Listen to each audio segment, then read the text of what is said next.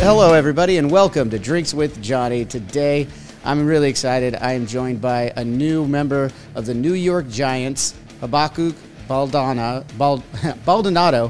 It's a mouthful, right? All right, Haba? All right, give me a break. I know you go by Haba to make it easier on people, and I appreciate that. We also got our co-host, Sam the Hawk Hawkins, on the show today.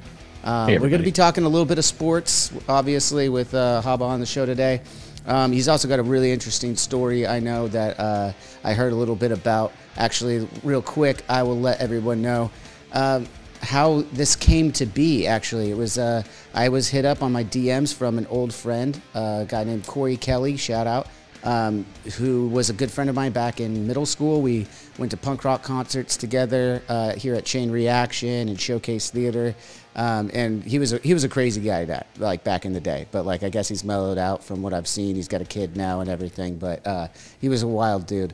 So at any rate, long story short here, long story long, he DMs me and says, "Hey, this Baldonado kid is a big fan and would like a chance to talk to you if you're cool with that. Here's his number." And I was like, "Well, do you think he'd want to do the Drinks with Johnny podcast? I mean, he's got an interesting story. What better time to share it than here on the show, right, Haba?" For sure, yeah. So you've had a pretty interesting last couple days, huh? Yeah, they've been fun, Been following the draft and stuff, just looking for my name, and try not to end my career, try to keep it going and keep playing football now. Sorry to start off, but just from that aspect, when you're watching it, set us up. What's it like for someone going through the draft, from the beginning? I mean, you don't know the outcome. Where are you at? Who are you with? What's the setup of the day before and the day, if you don't mind? That's the craziest part, because what they show on TV is really what's going on, because nobody really knows where they're gonna be picked, who's gonna pick them, or what.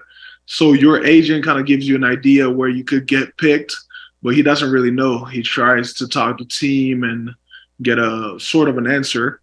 So he gives you a ballpark, and then you just got to sit on the couch and wait for the call to come. Or in my case, I mean, I got a call too, but you got to watch the draft and wait for that call. So yeah, that follows up. So everyone knows and gets caught up. Obviously, over the weekend was starting Thursday was the 2023 NFL draft, where guys like yourself declare that they want to be drafted by one of these 32 NFL teams, and you kind of just put your name in the hat and wait for someone to call, right? Like you just mentioned, Haba. And at the end of it, there's still doesn't mean if you weren't one of the how many get drafted overall, Haba? Does it change every year? 259, but yeah, it does change every year. Okay, so and if you're not one of those, you you might still get not drafted, but signed rather in free agency, like yourself, right? That's what happened for you. Yeah, exactly. If you're not one of the ones that get picked from the team for one reason or another, you have different chances actually to make an NFL roster. You have what it's called prefer free agent, whereas around the 5th round or 6th round, teams start calling you, saying that they really like you and they want to sign you, even though they're not going to end up picking you. Mm-hmm. So, while the draft is still going, teams try to pick you, try to get you, we could say. And then there's regular free agent, where you either get invited from a team to a sort of scouting event, just during rookie mini camps and stuff like that, or people that don't get called at all, unfortunately. Yeah. So I mean, you got the call, obviously, from the New York Giants. You're going to be playing defensive end over there, where you played over at University of Pitt as well. Yep. And you can't. And let's go back. We'll come back to the NFL and what the next steps are going to be for you. But before we go too much further into that, I want to go back to your backstory, growing up in Italy, the difference of playing ball out there. And if I'm not mistaken, I believe you didn't even start playing football until you were 16 years old, which to start in another country at such a late age for a professional sport and then come over to the place that is known for it, the NFL, and actually get onto a team is just, I mean, it's remarkable for so many reasons. So the first question there is that true? Did you not play football at all until you were 16 years old? Yeah, that's the truth. That's the craziest part of the journey. I didn't start playing football until I was about 16, and I played for about a year back in Italy, and then I moved to the U.S. for my senior year of high school. So I played 1 year in Italy, a year in the U.S., and then I got blessed and received a whole bunch of scholarships from D1 colleges around the country. What does that look like in Italy for finding? I mean, I've saw some stuff on your jersey and stuff. Like here in America, we have high school sports, and we have, when you're younger, you can do, all the Friday Night Lights stuff like Johnny's kids doing. If you're finding it at 16, it's not through your school. And what's the caliber of players there? Because it's not like you have a huge pool of people jumping in to play football over there, right? Or is there? No, not at all. It's actually like a super small sport, and the people that play and do it are really just passionate. They just do it for the love of the sport. But the main difference between the U.S. and Italy is that in Italy, we don't play sports in schools, so we don't have school leagues. We just have club teams that play at night. Okay. So I just found this club team back in Rome, close to where I used to live, and they gave me an opportunity to play with them. But They have different leagues. They start from under 16 and under 19, and then they have like their main league, what they call Serie A series, we could say. And that's everybody from 19 to like 40 years old, man. So I was 17 playing against adults. Oh, dang. And okay, they call it football? Or is it taboo? Because over there, football is... Yeah, what do you call it when you're soccer for us? Is it just American football? No, they call it American football. Okay, yeah. That makes sense. I guess what's wild when you say that you're playing against adults, at first, like to someone listening to this or watching this right now, they might not see just how big of a guy you are too. So they might be like, oh, there's like this 17-year-old kid in quotes out there who's really kind of built like a grown-ass man already, though. I mean, what are you at right now, like after your height and weight right now? Right now, I'm like almost 6'5", 255. Yeah, that's and when you were 17, were you also about 6'5", but maybe I was about little lighter, probably? Yeah, 6'4", 200, 210. Yeah, that's still quite large. So I don't want anyone to get anything like oh man, I can't believe they're letting these kids play with these grown-ass adults. Like, nah, these guys are built different. These guys are built different. Yeah, 40-year-old guys break hips a lot easier than the 16-year-old kids do. Right. So you moved. What moved you out to the States then? Because I thought maybe it was football, but you said you moved out and did a senior year of high school here before you started getting the scholarship offers. Like down in Florida, right? How'd you pick that spot? I mean, I did move for football because at the time I was playing for the Italian national team. Because even though it's a super small sport, we still have national teams in Europe that compete against each other in a kind of championship. So one of the coaches at the time of the national team had contacts with the head coach here of the high school where I went to in Clearwater, Florida. And he just put me in contact with him. He was like, I think you got a shot. You could do something out of football. Would you be interested in leaving and going to play in the U.S.? And I just took the chance. So is that football known for, is that high school known for a pretty good football program already? Or was it just by chance that they knew the coach? That's another crazy part because that high school was not known at all. That was the second year that they started playing 11-man football. They had never sent anybody to college. Whoa. So it was just whoa. Yeah. That's right. So you're an outlier there. I guess my question on that, though, when you're growing up in Italy, how much on your radar is the NFL? Like, are you watching games as a kid and getting into it? Or was it just like, hey, I'm 16 and I'm huge now. Maybe I should try this football thing. Yeah, it was more like that because growing up, I had no clue that this was even a sport because wow, that's we don't show it on TV or we don't grow up playing it. It's super small, so nobody knows about it. Yeah. But it just happened casually. I ran into a game on TV one day because we had this special package with like random sports from around the world. And so I just saw this sport and looked interesting and fun. And I was playing soccer at the time, and I was getting way too big, and I'm like, that looks you're like big. You're big for a soccer player, dude. And in Italy, soccer is crazy competitive. So around 16, you already start becoming a pro. And I was during that age, I was like, I don't know, I might have to find something different for myself. I ran into the sport and I just fell in love with it. What do you remember? How old you were, or maybe even the particular game that you saw? I don't remember the particular game, but I was about 13 at the time when I first discovered it, and I didn't start playing seriously until I was 16. Yeah. Well, I think, like you said, like a lot of us would expect, anywhere in Europe or pretty much anywhere outside of America in the world, soccer is a lot more, it has a higher importance, I'll say, than it does here in the States. I mean, I still love soccer. Like I watch it. My son plays it. Like I love the World Cup. My wife played soccer all through high school. It's a fun sport for sure. It's super competitive. So I don't want to take anything away from that. But it's just interesting, like you say, when you start out, I guess an athlete is an athlete, because, I mean, you were able to translate that, I mean, obviously pretty quickly, because out here, you have the junior leagues, like Sam was just talking about, starting with like Friday Night Lights flag football, and then you have like Junior All-American and Pop Warner. I mean, I was playing football. It didn't pan out for me quite like it did with you, buddy, but I played football around here in Huntington, starting at the age of 11. So, and now kids are just starting even earlier than that, and it's just wild, like, that you would be able to translate that so seamlessly. You're doing the opposite of Ted Lasso. Instead of football to football, you're doing football to American football. Yeah, that's the crazy part. It took me.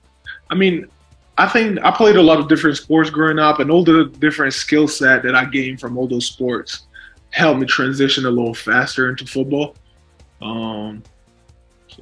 And how did you decide defensive end? Was that what was assigned to you when you were playing in Italy, and they're like, you look like you would be an end, or was that something you were passionate about? You wanted to be an edge rusher? No, I sort of grew into it. I grew into it because I started as a receiver, as a wide receiver. Okay. Then let's say my hands were not the best. I didn't have sticky hands. Hey, that works out well for defense, because you don't need to catch it. You just need to bat it out of the sky if you get over there, right? 100%. And so one of the coaches at the time just like proposed me to play this different position. He said, I got this position for you. Just try it a couple times and see if you like it. And I started playing both, receiver and defensive end, and I kept playing both until high school. And once I transitioned into college, I just started playing defensive end full time. Yeah. So what's your speed on the 40? Did you do the combine, or? Yeah, I ran a 4.7 at the combine. Sam, just to put that into perspective for you, Sam's not a big sports guy, but running a 4.7 at 255 pounds, that's scary. You watch that in person, that's scary to see a human being be able to do that. I just want to put that into perspective for everybody. Yeah. Well, that size, anything going fast is scary, man. You're going to be messing with some quarterbacks. So what was your experience like over at Pittsburgh University? Like and why did you choose them coming out of high school? You got something, Sam? I got to ask some to that. Is it true? I saw something where your assistant coach said he got sent a video of you, and within 45 minutes they sent someone out to see you. Is that true? Yeah, that's true. That's actually how it started. That's crazy. So all my rise to college has been crazy, because since I played only one season of high school in the U.S., in that high school that nobody knew,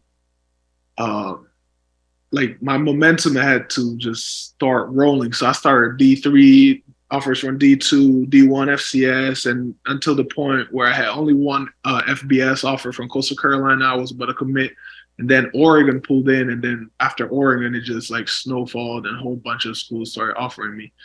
And how Pay offered me, somebody sent my highlights to the D-line coach that actually to the tight end coach that at the time was with the D-line coach at a gas station, something like that. They watched it, and I guess they liked it, and called the area coach immediately, and he pulled out to my school and came to see me. But all over experience at Pitt has been great. I picked this place because I like the coaching staff. I like the city. It has a huge Italian heritage, so that for me was major. I can find like food products that I miss from home or stuff like that. So that's a great thing. And at the time, I wanted to be an engineer. So they were an awesome engineering school.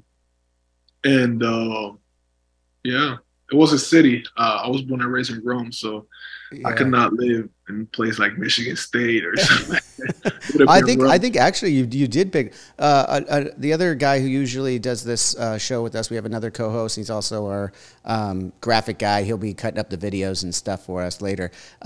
He's actually from Newcastle, which isn't too far from Pittsburgh. And I went out and visited. And that also, a much smaller town, but very, very Italian heritage. A lot of Italian heritage there. Like, I don't think the restaurants that he took me to, I think one of them was American and the other ones were all Italian, like in the entire town. It was pizza and pasta everywhere, and and I know it's not the same. I know I know for someone who coming from Italy and I've traveled through there. Sam was just there not too long ago. I know it's not exactly the same, but you could get something similar like you're describing, right? Yeah, 100%. That's always good to have a little taste of home away from home, because when I move on my own. Every once in a while, it's good to just think about the homeland.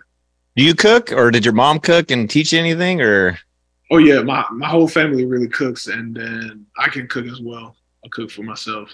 You hear that, ladies? Yeah, he's got it all. He's got it all. Yeah, and he's going to be in the Mecca of New York City, like the media Mecca of the world. Like, I mean, that's insane, man. I mean, how do you feel about, like, going back to the NFL stuff? We'll jump back and forth, obviously, here, but that just brings me up to, like, being on the Giants. What does that mean to you? You know, this is a team that just got to the playoffs last season for the first time in a while and actually won a playoff game. They're on the up and up, as they say, for teams, and they're looking really good with their new head coach. And have you had talks with the organization other than just when they said you're signed, or have you already started working with coaches, or they're sending you stuff, or what's that process like?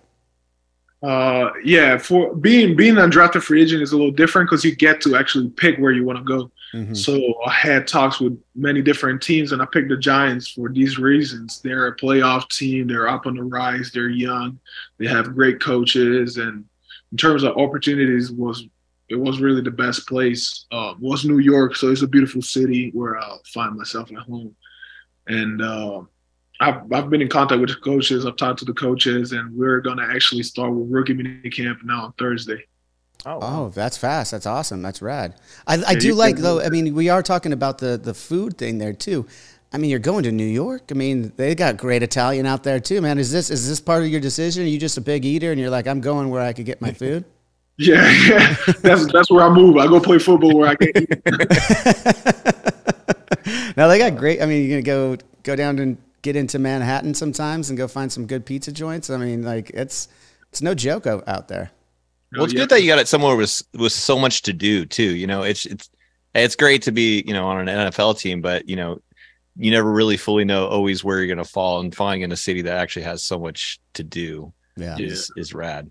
And you mentioned while you're at Pitt University, you were studying for engineering. Is that something that, are you finishing that out? Are you going to graduate with that as a major and then maybe fall back on it, you know, years from now when you retire from the NFL? Yeah, probably I'll finish this major. But the way it started is that in Italy, high school is way more like college here, where you have to pick what you want to do. Okay. So the high school that I did in Italy was a sort of engineering prep where we do all the subjects kind of at a lower level in respects to college. But I was ready to get my degree.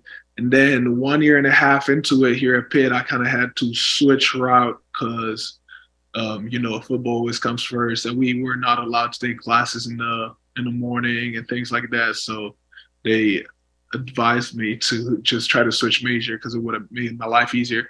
So I did, and I graduated early with a degree in economics, and then I was doing my master's in finance.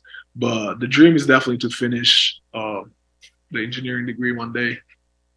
Awesome. Well, and again, I know you ended up picking University of Pittsburgh. We already covered that, the many reasons why you chose them. But who were some of the other Division I colleges and that you were considering before you made that decision? It was really all over the place. I had places like UCLA, Nebraska, Michigan State, Oregon, UCF, Rutgers, Maryland. Well, if you had gone the UCLA route, things would have been different, obviously, but you would have been a lot closer to me. We could have done this in person, you know? Mm-hmm. That is what I'm saying. That is crazy, because one of the things that I always say is the only thing that I regret in this whole process is that I didn't even go to visit UCLA, because I told them straight away I was not interested. I don't know why. The West Coast is so good, though, man. I know, and my nutritionist always makes fun of me because he actually lives in LA, and I went to visit him, and he brought me on campus, like right next to Beverly Hills. He was like, "You could have been here instead. You went to Pittsburgh in the cold." I was like, "Damn." Yeah, well, I guess that's the difference of not knowing when you're going into a whole new country. I mean, like, it's funny because, like, for us, like, we go to visit Italy. It's like, well, I don't know which places. I've been to most of the major cities, you know, but I've never really gotten into the weeds of it because I'm usually in there just playing a show in and out of the cities. Sam, I don't know what you got to do when you were out in Italy. Maybe you could share a little bit of that, because I'd like to get into that, and I could share a couple of experiences I remember from Rome here too. Oh no, I just fell in love with Italy. I mean, my wife and I did a European tour. Just the two of us, left the kids behind, and we had 2 weeks, and we hit, you know, a bunch of countries. But Italy and Rome specifically, I don't know if it seems touristy to you. You said you were around there, but the fact that everything is so walkable, I mean, we talk about food. You guys are so lucky. I mean, yes, you know, California, New York has all these great spots, but I mean, every little hole in the wall place, everybody takes so much pride in their food rather than just trying to make a buck. It's that sold me. And the history, we have no history here, and you know, we have the national parks and things like that. But I mean, you just like turn your head, and we're just a younger country. We don't need to poo-poo on the USA here. I'm not poo-pooing at all. It's different. It's different. Yes, that's it. Yeah. Did you guys go to the Coliseum? Sure. Did you go to the Coliseum while you were there? It was we tried to do a night tour. They kept canceling it for some reason, so we saw the outside. We didn't go on the inside. Yeah, if you go back, you definitely got to go inside it. But food is really part of our culture. That's what our country is really built on. Everybody takes so much pride, and when we start eating, everything stops. We have these like hour-long lunches and dinners with the whole family and all together. It's just a thing that is really ingrained in our people. Yeah, it's beautiful. Beautiful for us as visitors. Wherever you turn, there's like some historical thing, something to see, and there's so much to do. And that's what I love about Rome, that even though it's a huge city, you can literally walk from the side to the other. That was the best part. Save on the sidewalk or something like that. And that's what I like to do when I'm back home. I just walk around. I try to discover new places, because there's such a variety of things to do, so many things to do, that even now, after 23 years that I've been there, I still discover new things. Yeah, man. I mean, New York is going to be like that too. You know, like that's when I visit New York, I don't rent a car or anything. I walk everywhere, you know, and then you get a cab or take the subway if it's somewhere a little further. But I mean, I've been there mixing albums for 3 weeks at a time, and I just bust out the shoes, man, and just walk from one side of Manhattan to the other. It's a beautiful, beautiful city, and kind of has that vibe too. Not the history, as we were saying, not quite the history, let's say, but it definitely has a lot of similarities, I'd say. Do the Giants help you guys relocate? So now you're signing with them. You said you're going out there Thursday to start training.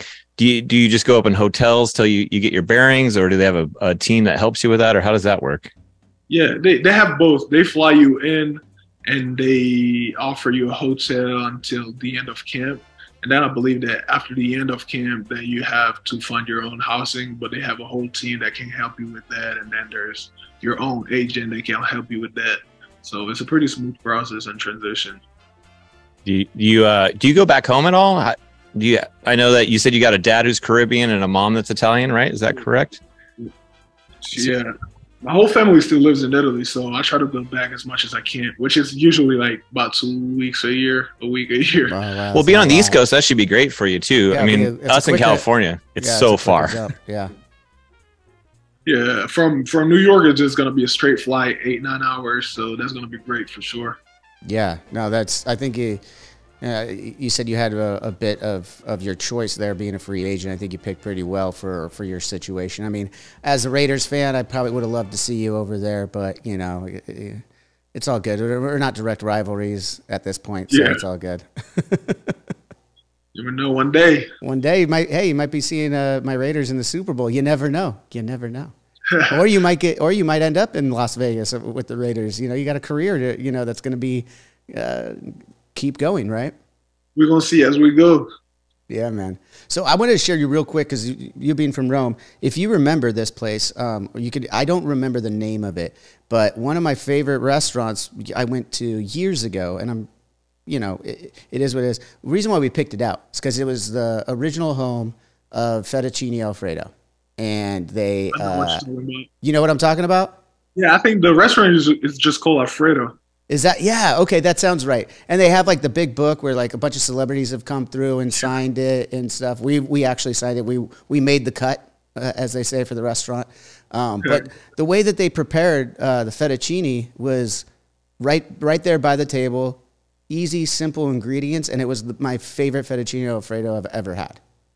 Yeah, that's really the secret of Italian cooking. It's just like a couple simple, natural ingredients that just taste bomb together, and then they just make great food. Yeah, I mean, they came with a big old pot next to the table. You know, there's at least 20 of us. When we roll, we're rolling with crew and everything like that on a day off. And, we got, 20-person table reserved and stuff. And they brought in, this big pot that had boiling water, and then they just start throwing stuff in it. And then they put it to another pot and just added the butter and milk to the noodles pretty much, and a little bit of cheese, or however they did it. I don't remember exactly. I mean, this was probably 15 years ago. And however they did it, and then just mixed it up right there and put it on your plate. And it was best tasting thing ever. It was amazing. Have you been in that restaurant? I know you said you know it. Have you been in it? No, I've never been there, but I know it. Like, I've heard of it. I've seen stuff about it. I drove by that too. I know what you're talking about too. Yeah, it's not far from the Coliseum, as I recall. Yeah, it shouldn't be too far. It's right in the center. I think it's in the neighborhood called Trastevere or Campo de Fiori, but it's pretty close to the historical center.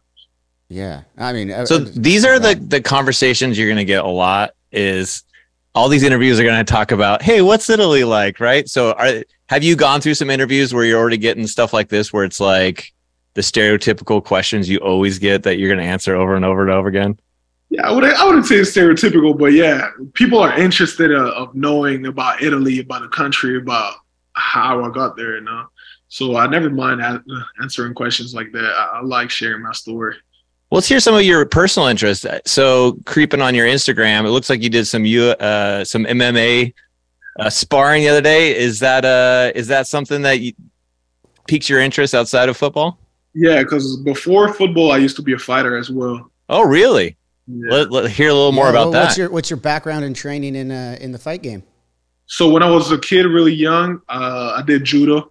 I did that for a couple of years because my mom wanted me to.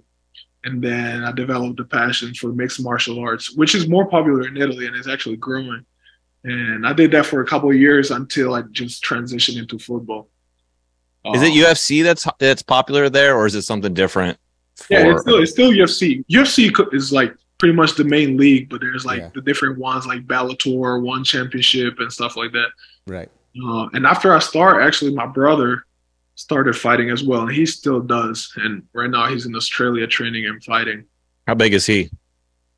He's a little smaller than me, about like 5'10", 5'11". Okay.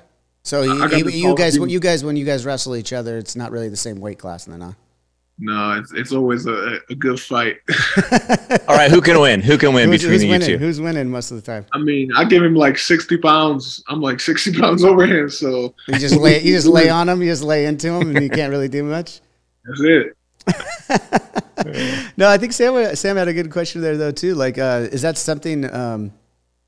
You continue to do and keep like on the ready, like a little bit of training there, maybe one day go into MMA, or is it kind of in the rearview mirror for you? At Yeah, this point? that's definitely a passion. When I can, I try to train a little bit. Now it wasn't too smart to keep training, so I stopped for a little bit. Mm-hmm. But for example, when I went to Las Vegas, playing for the Shrine Bowl, where I got invited back in January, February, I got invited to the UFC Performance Institute, since I have a lot of friends that actually fight in the UFC. And it was supposed to be just a visit, but then Sean Strickland was sparring, and he was like, "Oh, you look big. Let's go in the cage." I was like, "Let's do it." So I just took my shirt off, put some gloves, and I went in the cage and fought him for a little bit. Did a couple rounds of sparring. And how'd that go? You think you got the better of him? It was fun, but you could tell why he was the professional one. Okay. So you want to nicely say he handed you your ass. Yeah. Yeah. He did me good. That's awesome, though, man. I think we're learning quite a bit about you. Are you into sports biking too? I saw that you follow a lot of sports biking stuff. Yeah, I love bike. I grew up riding. My whole family's been riding bikes. I actually still got a bike down here in Pittsburgh. I have a Ducati Multistrada 1200, so a big sport touring bike. And recently, I just went to a bike race, MotoGP in Austin. And that was a crazy event. So, when you say your whole family rides bikes, is anyone competitive, or is anyone racing competitively? Or? Oh no, just like riding on the road. Yeah, Rough Riders. So do you DMX? Are you going to be using that? Do you use that bike to commute around in Pittsburgh? I do every once in a while. Mm-hmm. I have a car too, so I kind of switch up around, especially because Pittsburgh gets pretty cold. Oh yeah, of the year. So I use it during the summer, but in the winter it just stays in storage. Oh yeah, but you went from Rome to Florida to Pittsburgh. Man, weather-wise, that's got a little shock right there. Going down. Yeah, man. And then now New York, you're going. I mean, it's not going to be much different than Pittsburgh. It's going to be cold in the winter. It's okay. It's all different experiences, different places to discover. So along the way, getting into more of your other interests and stuff, obviously we got connected through my friend Corey, as I said at the top of the show. But he mentioned that you were a fan of the band that I'm in, Avenged Sevenfold. When did you discover us as a band, and what are some of your other musical interests there? That's the craziest part, because basically my cousin put me on, because at the time back when the Nightmare album came out 2010, I remember I was in Scotland and my cousin found the album, just got out a CD, and he bought it at a store. So what we did, we went back that day at night and we listened to the whole album that night. That's how I kind of discovered the band and everything. And it was so exciting. And ever since then, I've been listening to it all the time. Actually, before every game, right before going on the field, I listen to Backcountry. Oh, wow. That's a good one. Yeah. That's your pump up song? I love it. Yeah. My pregame song right before the game. Hey, what are your other pregame songs that you got on that playlist? Yeah, there you go. It depends. Like going into the game, I like to listen to chill stuff, stay relaxed until about half an hour before the game. Then I start just to listen to harder stuff, we could say. Mm-hmm. So what are some of the softer and harder stuff what are some of your other musical interests there? I really like a lot of different types of music. I listen to a lot of different languages. I listen to Spanish, French, Italian, English music. Do you speak all those languages? I speak Italian, English, and Spanish. I understand French a little bit, but I don't speak it fluently. Okay. Wow. Do you know that from school, or where'd you get Spanish from? Yeah, in Italy, you study at least 3 languages since elementary school. So I've been studying all the way through. And then I was blessed because my dad spoke 2 languages and my mom speaks like 5. So damn. I was kind of used to that around the house. But yeah, I listen to different genres too, hard rock, metal, EDM. I listen to a lot of EDM because that's super popular in Italy. So I would say those are my main genres. That's cool, man. So well, turn me on to a couple things. What should I go listen to that maybe I haven't had a chance to be exposed to yet? That you haven't had? Yeah, man. Remember, I'm a little bit older too, so my finger's not as close to the pulse as it once was. So you probably don't have to dig that far to find something that I haven't heard yet at this point. Pre-game, I listen to stuff like "Sleeping with Sirens." Okay. Of Mice and Men. Mice and Men, those good. Yeah. Asking Alexandria. Yep, good dudes. I listen to y'all. I would say those are my main bands right before the game. What's the mellow stuff? You ever heard about Gojira? Oh yeah, Gojira. Oh, yeah. We did a tour with them and Metallica in the States in 2018.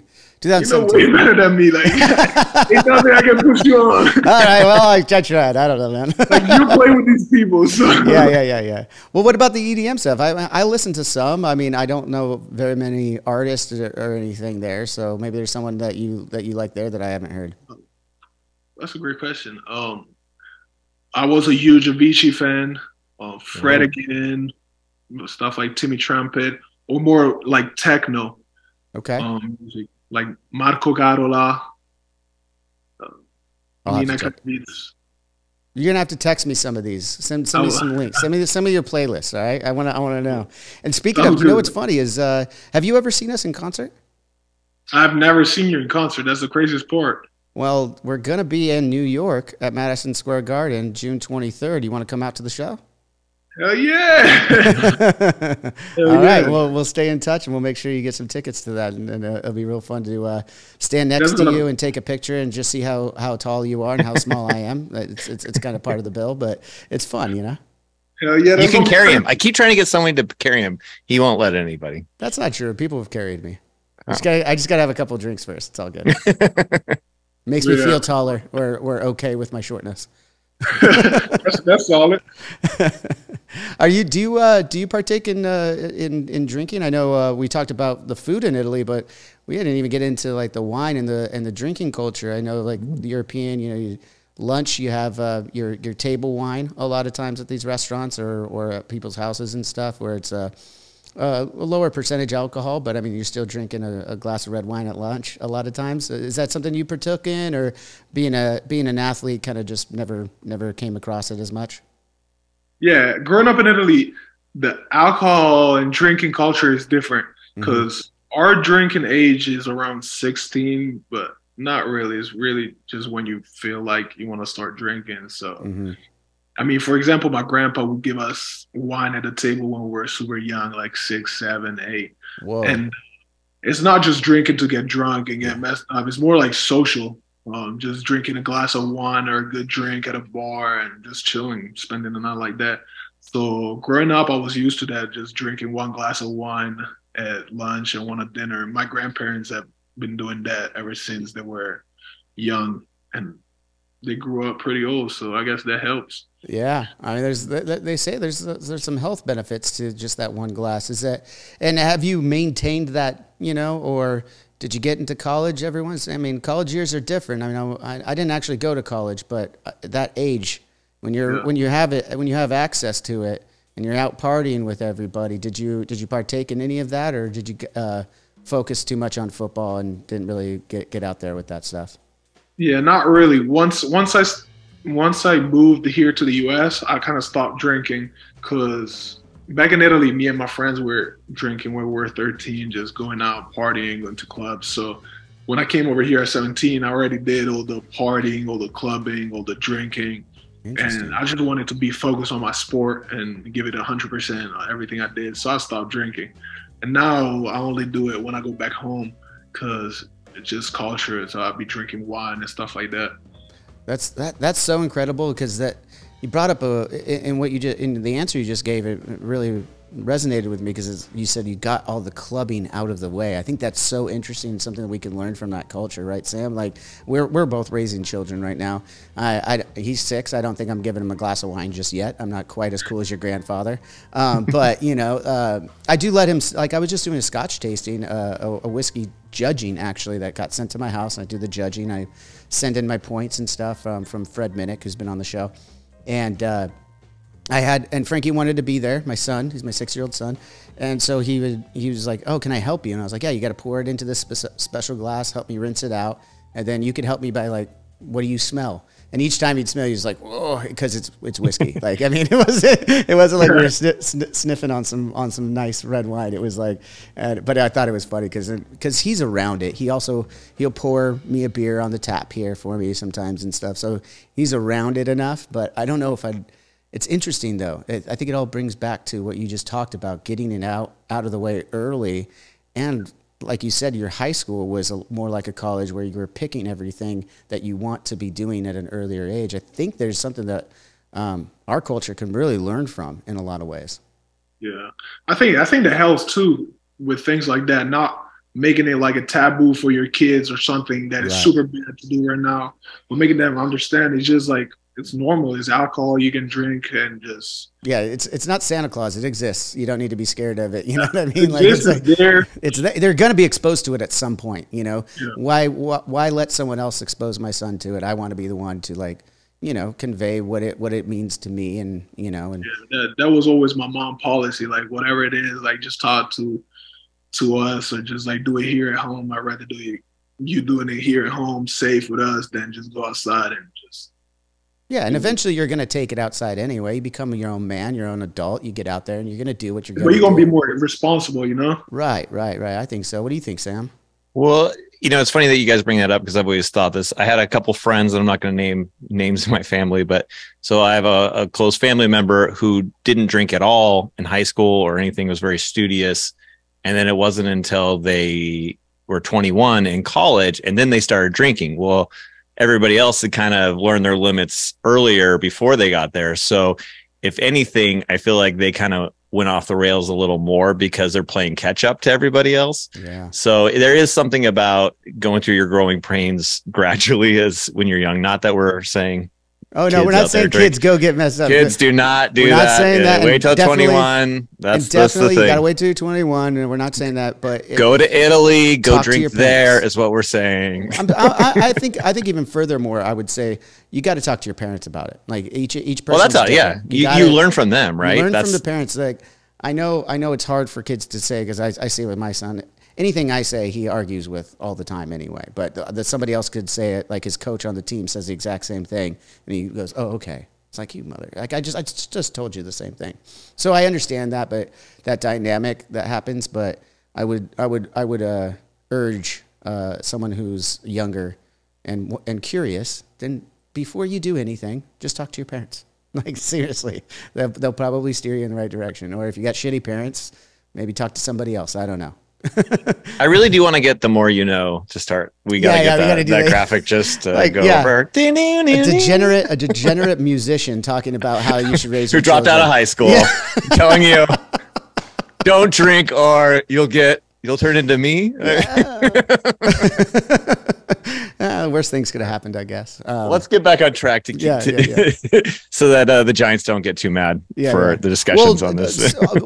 I'll put a bow on the alcohol part of it. When you say you're drinking a glass of red wine when you're with your family and stuff back at home, or even before when you're going out to a club, what would be your wine of choice or your drink of choice? Like what's your favorite drink when you're going to partake? I like, so my grandparents are from Tuscany, so all those wines in the region where I grew up, like Brunello di Montalcino, and all those wines, because a lot of my friends have actually farms and they produce wine. So I experienced that too, just making wine and then actually looking at all the process and drinking what we made. So that was the fun part as well, from picking the grapes in their vineyards until making the wine. Well, now that you're officially in the NFL and on a big team like the New York Giants that they are, you can me and you can make a wine together. We should just do a collab and do like 100 bottles or something, and like you take me through the process of how it was done in Tuscany, and we can come up with something.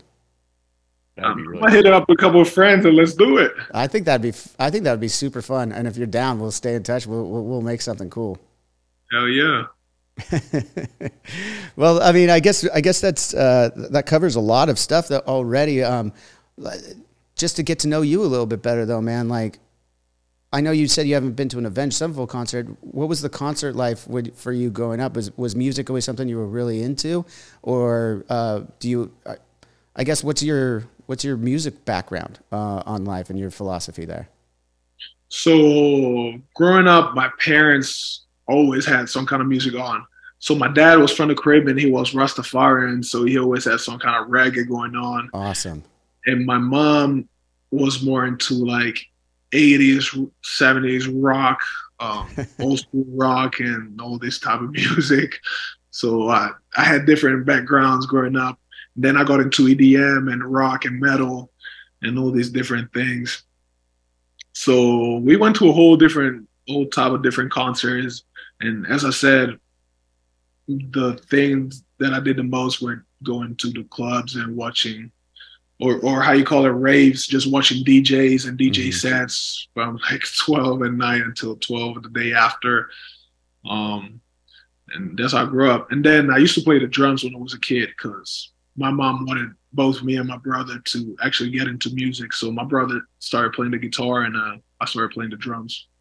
And my cousin that introduced me to y'all, he was playing the bass, and he's a bartender now, actually. So why do bass players always always have bars? I don't know. I don't know. It's kind of a weird thing. What were you gonna say, Sam? Oh no! Did you guys have a name? Did you name like yourselves as a band when you were younger? No, I never had. No. Did you guys jam together though, like as a family? Every once in a while, but I would just be in my garage, just playing my drums on my solo. I got a question about Rome. So I did a little tour, and the guy who gave us a guided tour where they did the chariot racing, he's like, "Oh, this is where we have all the concerts outdoors now." Yeah. But so is that legit like a paying thing that they set up and then people can just listen to it, or is that just for like free large stuff, or how does that work over there? So like how they do concerts in there? Yeah, because he's like, this is where we have the big festival or the big concerts. I'm like, yeah, but I could stand right here and just listen and watch it all for free. Like, how do they make money at these? Technically, you can do that.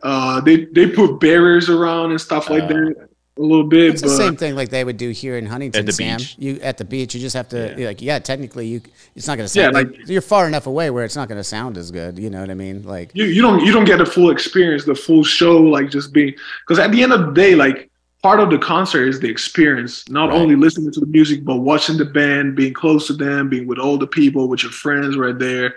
So do you mosh? Every once in a while, why not? I don't want to be in there with a linebacker. That would not linebacker, defensive end, bro. Get it right. Defensive. Sorry, my bad. Again, if I hit somebody, I don't know what's going to happen. Yeah, I don't think you could do it anymore. Maybe when you were a kid. Did you go to a lot of times we go out there, we do the European festival runs in the summer, like for our genre, for the one of the genres that you're talking about, metal and hard rock. These are the biggest festivals in the world for our genre of music out there in Europe. Did you ever grow up going to any of these festivals, or not as much because I didn't travel as much there in Europe. But the last concert that I went to actually was 3 Days Grace. They came here to Pittsburgh. I didn't know. So that was a fun one. Oh, awesome. Yeah, love those dudes. Did tour with them too. So yeah, it was they're good dudes. Where did they play at? What was they actually played here in Pittsburgh. And I didn't even know. I just happened to drive by because I was driving by our stadium, and right next to it they have a venue for bands and stuff like that. There was this super long line, and I just pulled down the window and I was like, what's happening? Who's playing? They were like 3 Days Grace. I was like, no way. So I just parked, bought tickets, and went. What's the name of this venue that's next to the stadium? Stage AE. Okay. And how many people would you say is in that room? I'm just curious because I don't recall that name, but I'm sure we've played through Pittsburgh a lot of times. That's probably in the tens of thousands, like 10, maybe 15. Okay. So 3 days is still doing good. I like hearing that they're still doing good. I like that. Yeah. Not bad at all. I didn't expect that. But for bigger concert, they usually use our stadium, which is like 70, 80,000. Oh, yeah, that's a big one. But, so do you get free tickets when you play there as a folk, or do you have the ends for concerts? Did you go to any concerts while you were playing there? I don't get free tickets, but playing there every Saturday, I really know all security and all the people around. So I'm like, I play here every Saturday. Yeah.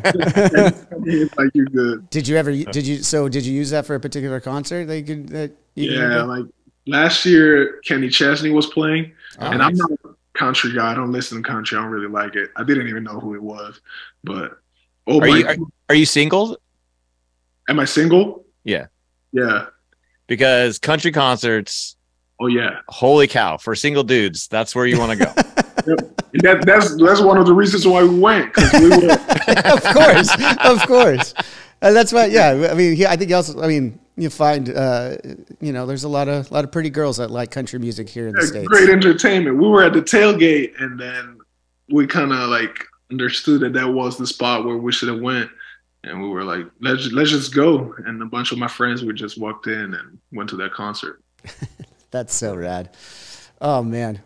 Well, I mean, do you have anything else, Sam, that you wanted to get to know Haba a little No, bit more but Haba, as sorry. Johnny said, I'm not a football fan, but I do have a new favorite player. So we really appreciate your time, man. I look forward to following your career, man. Just right here from the start. It's pretty rad.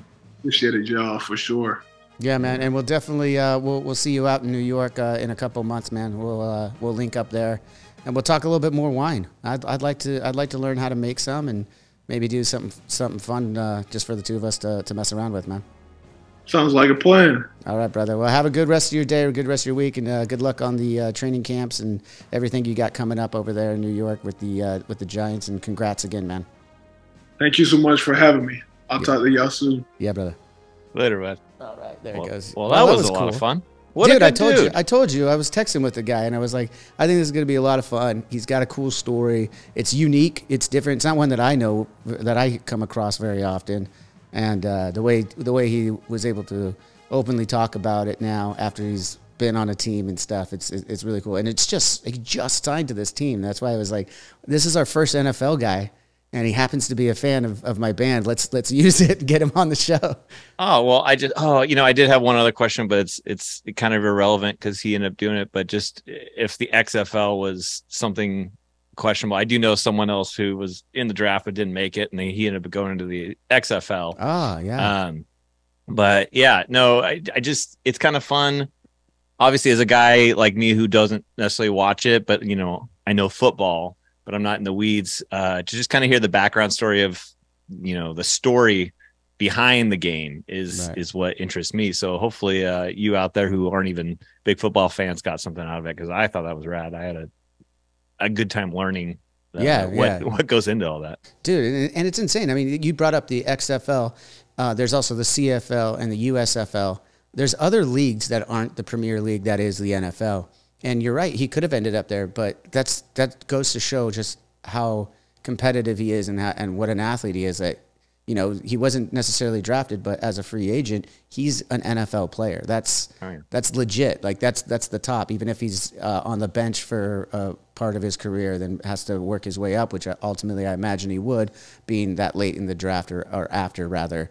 He's going to have to work his way up in that organization. But I mean, for a guy who started that young, I wouldn't count him out, dude. I wouldn't count him out. I'd be taking a real look at that, dude. If I was those coaches, for sure. He can progress pretty fast if he picked shit up that fast. So yeah, man, and we'll be rooting for him for sure. So yeah. Well, we didn't get to chat too much before he came on because he was actually more than punctual. We always come on a little early, you and me, Sam, to like have a little conversation about what's coming up and maybe share a little bit of news in our lives. But he was a good 8 minutes early when we would have done that. So punctuality is good on that guy too. So let's just wrap up by like talking about what we got going on. We mentioned Avenged is going to be in Madison Square Garden on June 23rd, where he'll be coming out to the show apparently now, as long as he's in town for it.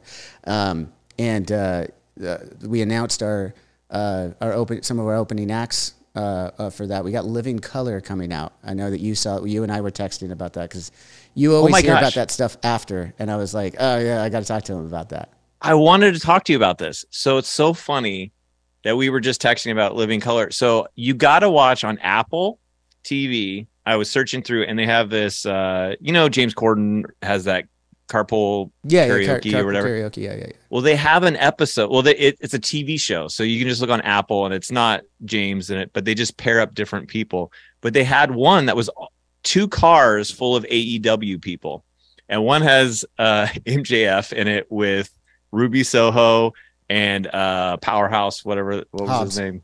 Yeah, and pretty entertaining. You got to do it. And then another one with CM Punk, Brent and Hangman, and then who was in the front? Brian Danielson. Yeah, but they sing Living Color, and they're all everywhere. They're going off on it, and so I was like, "Oh, that's cool, man!"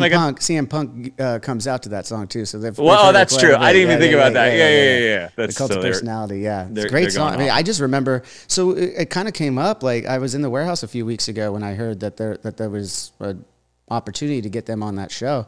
And because they reached out and put their name in the hat, and we're like, we've never played MSG. It's where we're from. We'd love to.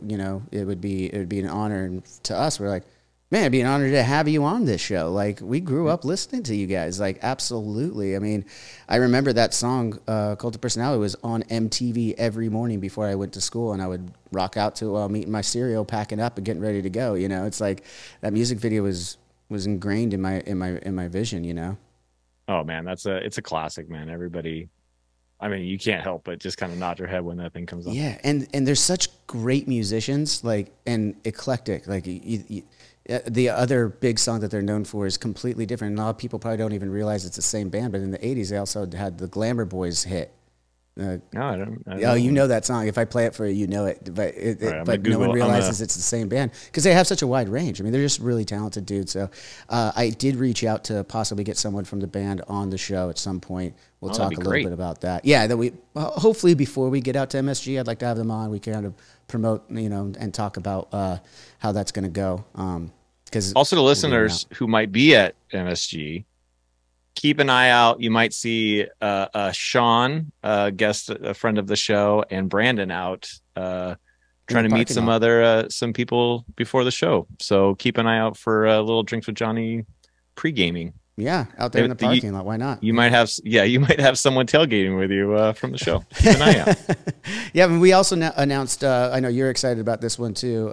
Co-defendants going to be on the Kia Forum show on June 9th. So I'm so excited about that. Mike sent me the watermark copy of that last May. I remember listening to it when I was at a wedding in Mexico. I was working out in the gym at the resort or whatever, and he had sent it to me. I was like, well, I got to see what Mike's up to these days, and I was blown away on how cool that music is. It's one of my favorite albums right now. I listen to it all the time. Well, they keep promoting it, and I think just for shock factor, Mike's always like, "Oh, it's my hip hop band and it's my rap." But it's like you listen to the album. Yes, there's some like rap lyrics on it, but musically, and then there's Sam, and I'm forgetting the other guy's name. It starts with a C. They got like kind of like Sublime style in there. The lyrics specifically are some of the most heartfelt, like real emotional, like lyrics. I'm doing a really shitty job of selling this album, but just go check it out, everybody. Yeah, go check it out. It is great. Yeah, and to be fair, for Mike, it is a hip hop record because you got to remember when you have conversations with Mike, he doesn't listen to anything but punk rock music. And I tested him on it. When he told me that, I was like, oh, come on, you've heard A, B, and C, and he's like, nah, I've never listened to it before. I'm like, that is just wild. And so for him to venture into that now, I mean, I'm sure he's listened to a bunch of stuff in genres, having Fat Records, of course, but that's all within the punk rock genre or ska or some reggae in there. And I think that is kind of where it went off. And then having DOC in there rapping and stuff like that, I think that is where he calls it hip hop. But I mean, well, that's why it's so good. Yeah, no, because it's got hip hop, but it's not musically hip hop. It's all like instruments. It's all like actual songwriting, not the ones not. But you know what I'm saying? It's traditional songwriting. Than it is just a bunch of 808s and stuff like that. Hip hop has that too. You don't just because you don't understand it doesn't mean it's not the same. I'll take it. Whatever. So how does that work when you do it? I know at a festival or whatever, you pop out and do stuff. Are you even going to have time to see them when you do the forum, or is it not work? Yeah, for your I'm hoping to. I don't know until I get there. The forum might be a little harder. Before you. Yeah, because so it's two before me. I could sneak in, catch a little bit of it, and then start warming up. Hopefully, that would be my plan anyway. Again, it'll, especially for the forum, being a home show, there's going to be a lot of family and friends there, I'm sure too. And, it's our first big headlining show back. So, I don't know where my head's going to be at. I'm sure I'm going to be excited, and I would love to catch some of their set for sure. Same with Living Color as well. Like I definitely want to catch as much of that as much as those sets as I can. And unfortunately, I'll be missing the Follow in Reverse set. I'll be hearing it while I'm in the dressing room warming up for sure. But yeah, I mean, there will be flames, right? We're gonna have flames. What flames? With who? I don't. You always have.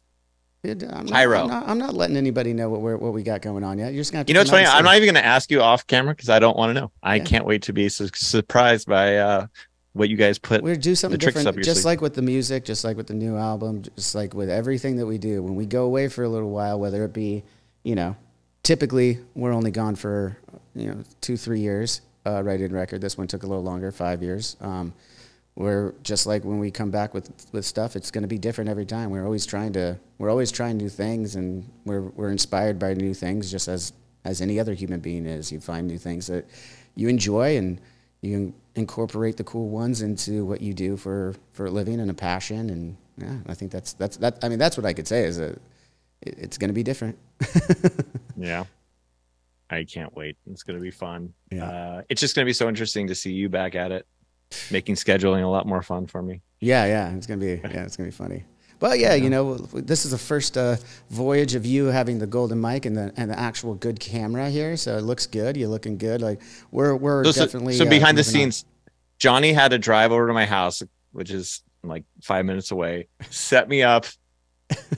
Daddy got his son all set up for the camera. No, I appreciate it. So everyone used to in the beginning give you shit for being technical difficulties, but you have become so much more, and it's just funny because now I'm the layman on the whole team where I'm like, I don't know what I'm doing. Yeah, you'll figure it out. And I bring it all up for the behind the scenes stuff to say that we're working on the way we're recording things to make it a little bit more seamless, and we can pump these out a little bit quicker. That way we don't have to bank so many, so that we've had guests on that, their episode might not come out for, a month after we've recorded it. And but you listening to this, you get it ahead of everybody. Yeah. So YouTube might be behind.